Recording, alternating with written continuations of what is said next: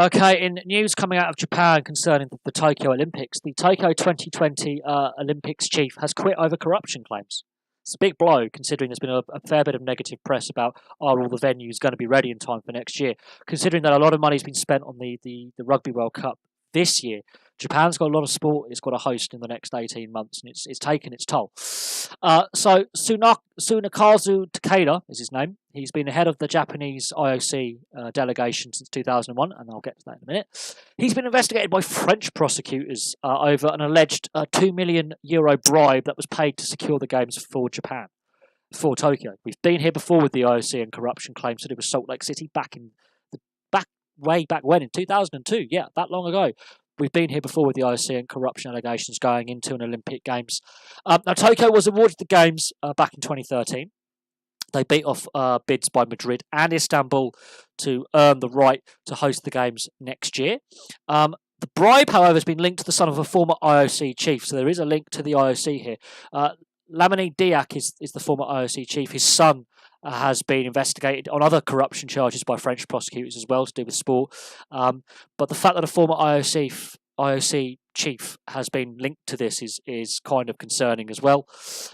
Takeda himself is a former Olympic show jumper. He competed at the 72 and 76 Olympics for the Japanese team. And as I said, he's been in his role as the head of the Olympic Committee for Japan since 2001. And that's where the concern lies, that he's been there a long time. And when you have someone who's in charge for a long time at the top, be it in politics, government, business, sport, the chances of corruption increase because no one has unseated someone. There's not a lot of change at the top, which means that it allows corruption to fester. He was going to retire in the summer anyway, but he's quitting now. He was going to stand down in June. At the end of his current tenure, he's decided to speed up the process. That makes him seen guilty, even though it's an allegation.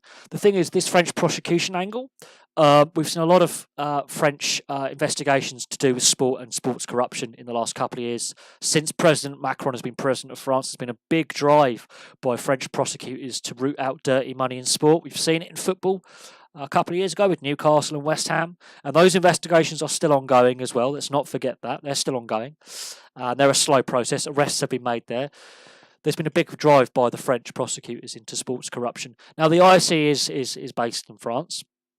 That's where its international headquarters are. This is troubling news.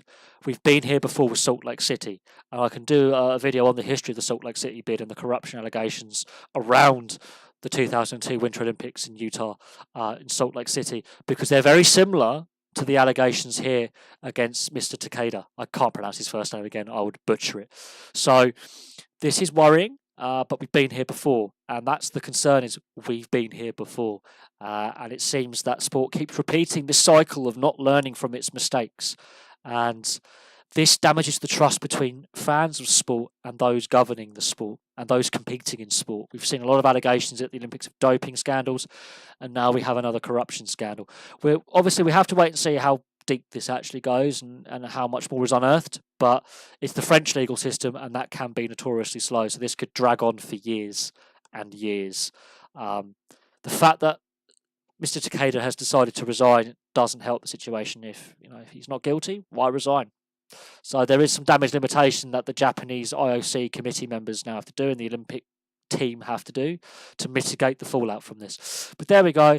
On a slow sports news day, this breaks, so it makes it a bit more interesting. I haven't done an Olympic video in a while, so we'll go from there. But thank you very much for watching. Place your thoughts on this, and if you do remember the Salt Lake City scandal, place your thoughts on that below as well. We've been here before with the I.O.C. Thank you very much for watching. Please like and subscribe. Place your thoughts below, and I'll have some more videos for you soon.